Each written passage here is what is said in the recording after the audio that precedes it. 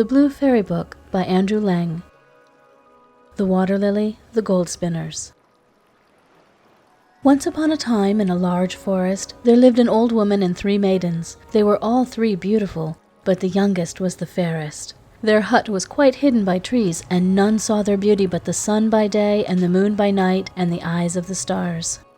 The old woman kept the girls hard at work from morning till night, spinning gold flax into yarn, and when one distaff was empty, another was given them, so they had no rest.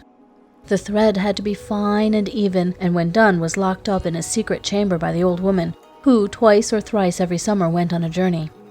Before she went, she gave out work for each day of her absence, and always returned in the night, so that the girls never saw what she brought back with her.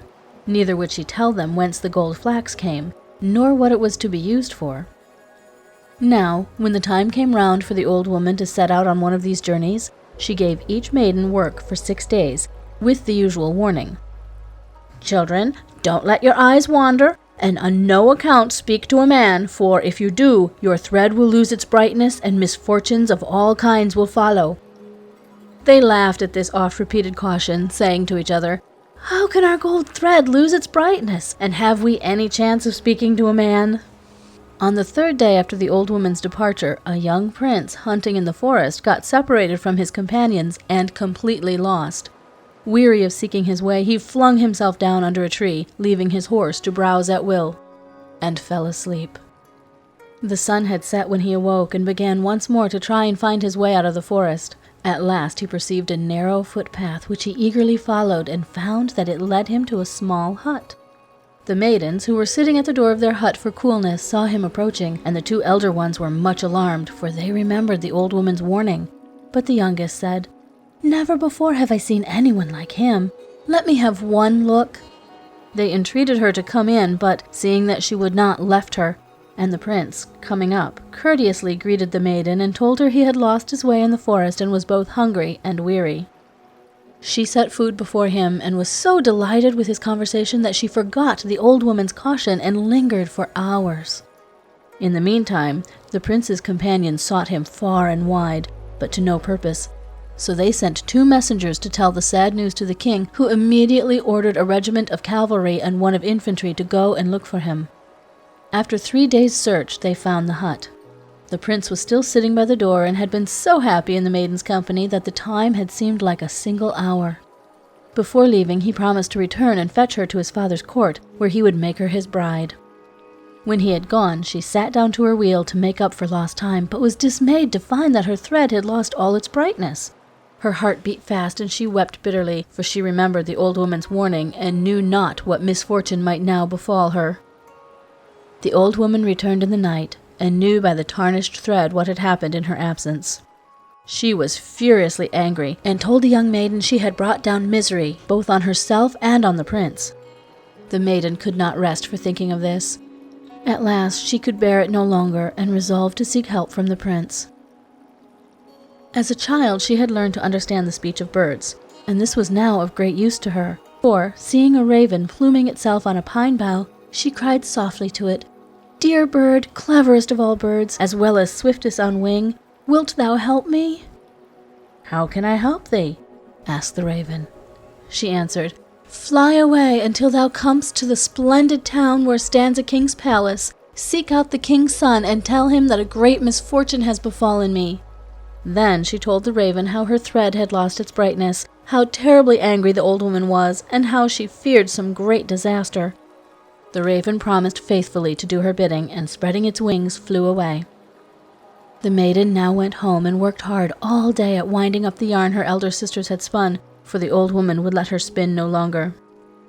Toward evening she heard the raven's "Craw! Craw!" from the pine tree, and eagerly hastened thither to hear the answer. By great good fortune, the raven had found a wind wizard's son in the palace garden who understood the speech of birds, and to him he had entrusted the message. When the prince heard it, he was very sorrowful, and took counsel with his friends how to free the maiden. Then he said to the wind wizard's son, "Beg the raven to fly quickly back to the maiden and tell her to be ready on the 9th night, for then will I come and fetch her away." The wind wizard's son did this, and the raven flew so swiftly that it reached the hut that same evening. The maiden thanked the bird heartily and went home, telling no one what she had heard. As the 9th night drew near, she became very unhappy, for she feared lest some terrible mischance should arise and ruin all. On this night she crept quietly out of the house and waited trembling at some little distance from the hut. Presently she heard the muffled tramp of horses, and soon the armed troop appeared, led by the prince, who had prudently marked all the trees beforehand in order to know the way. When he saw the maiden, he sprang from his horse, lifted her into the saddle, and then, mounting behind, rode homeward. The moon shone so brightly that they had no difficulty in seeing the marked trees. By and by the coming of dawn loosened the tongues of all the birds, and, had the prince only known what they were saying, or the maiden been listening, they might have been spared much sorrow. But they were thinking only of each other, and when they came out of the forest, the sun was high in the heavens.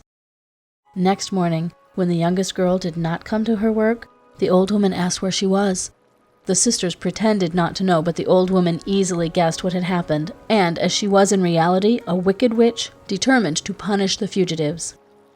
Accordingly, she collected 9 different kinds of enchanter's nightshade, added some salt, which she first bewitched, and, doing all up in a cloth into the shape of a fluffy ball, sent it after them on the wings of the wind, saying, "Whirlwind, mother of the wind, lend thy aid 'gainst her who sinned. Carry with thee this magic ball, cast her from his arms forever, bury her in the rippling river." At midday, the prince and his men came to a deep river, spanned by so narrow a bridge that only one rider could cross at a time.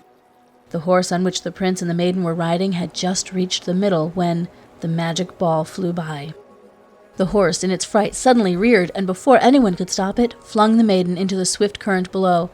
The prince tried to jump in after her, but his men held him back, and in spite of his struggles led him home, where, for 6 weeks he shut himself up in a secret chamber, and would neither eat nor drink, so great was his grief. At last he became so ill his life was despaired of, and in great alarm the king caused all the wizards of his country to be summoned, but none could cure him. At last the wind wizard's son said to the king, "Send for the old wizard from Finland. He knows more than all the wizards of your kingdom put together." A messenger was at once sent to Finland, and a week later the old wizard himself arrived on the wings of the wind. "Honored king," said the wizard, "the wind has blown this illness upon your son, and a magic ball has snatched away his beloved. This it is which makes him grieve so constantly. Let the wind blow upon him, that it may blow away his sorrow." Then the king made his son go out into the wind, and he gradually recovered and told his father all. "Forget the maiden," said the king, "and take another bride."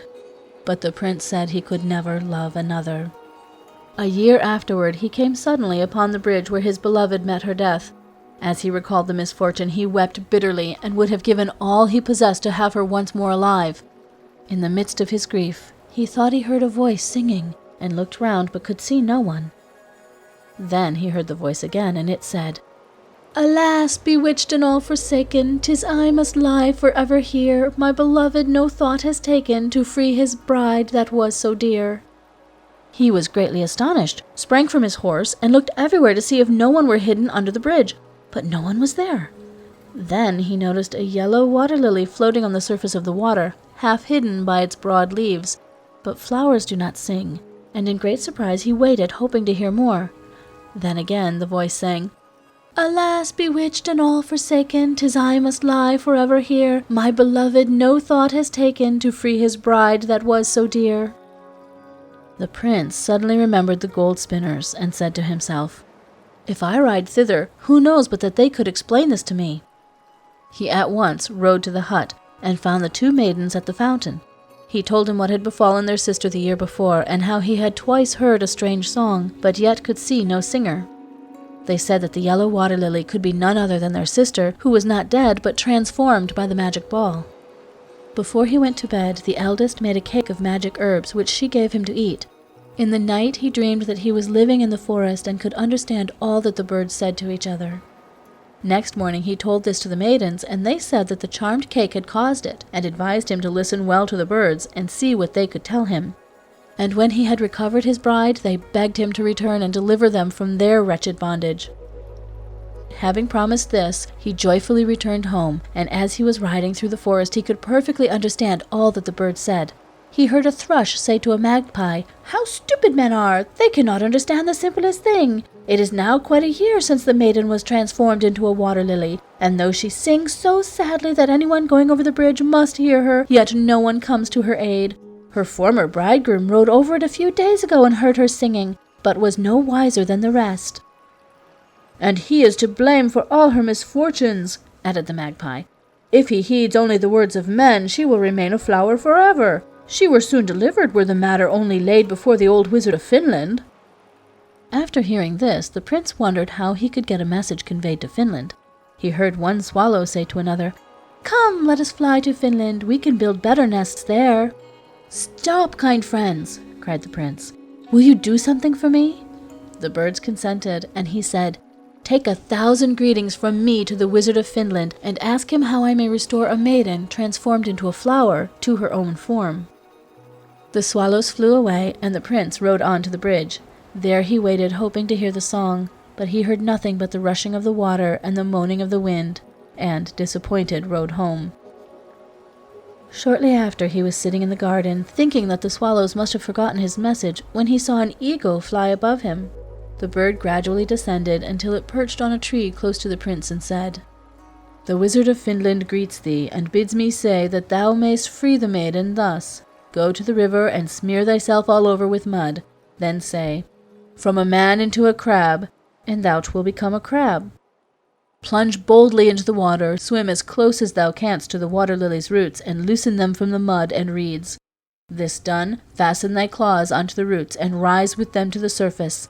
Let the water flow all over the flower, and drift with the current until thou comest to a mountain ash tree on the left bank. There is near it a large stone. Stop there and say, 'From a crab into a man, from a water lily into a maiden,' and ye both will be restored to your own forms." Full of doubt and fear, the prince let some time pass before he was bold enough to attempt to rescue the maiden. When a crow said to him, "Why dost thou hesitate? The old wizard has not told thee wrong, neither have the birds deceived thee. Hasten and dry the maiden's tears." "Nothing worse than death can befall me," thought the prince, "and death is better than endless sorrow." So he mounted his horse and went to the bridge. Again he heard the water lilies lament, and hesitating no longer, smeared himself all over with mud, and, saying, "From a man into a crab," plunged into the river. For one moment the water hissed in his ears, and then all was silent. He swam up to the plant and began to loosen its roots, but so firmly were they fixed in the mud and reeds that this took him a long time. He then grasped them and rose to the surface, letting the water flow over the flower. The current carried them down the stream, but nowhere could he see the mountain ash. At last he saw it, and close by the large stone.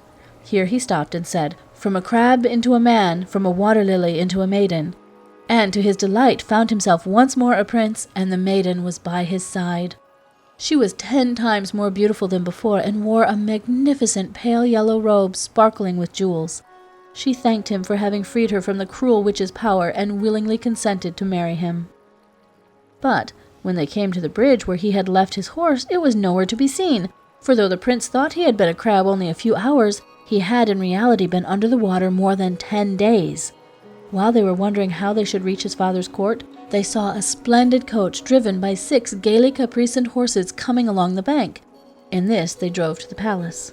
The king and queen were at church, weeping for their son, whom they had long mourned for dead. Great was their delight and astonishment when the prince entered, leading the beautiful maiden by the hand. The wedding was at once celebrated, and there was feasting and merrymaking throughout the kingdom for 6 weeks. Some time afterward, the prince and his bride were sitting in the garden, when a crow said to them, "Ungrateful creatures! Have you forgotten the 2 poor maidens who helped you in your distress? Must they spin gold flax forever? Have no pity on the old witch. The 3 maidens are princesses whom she stole away when they were children together, with all the silver utensils which she turned into gold flax. Poison were her fittest punishment." The prince was ashamed for having forgotten his promise, and set out at once, and by great good fortune reached the hut when the old woman was away. The maidens had dreamed that he was coming and were ready to go with him, but first they made a cake in which they put poison and left it on the table where the old woman was likely to see it when she returned. She did see it, and thought it looked so tempting that she greedily ate it up, and at once died. In the secret chamber were found 50 wagon loads of gold flax, and as much more was discovered buried. The hut was razed to the ground, and the prince and his bride and her 2 sisters lived happily ever after. End of The Water Lily, the Gold Spinners.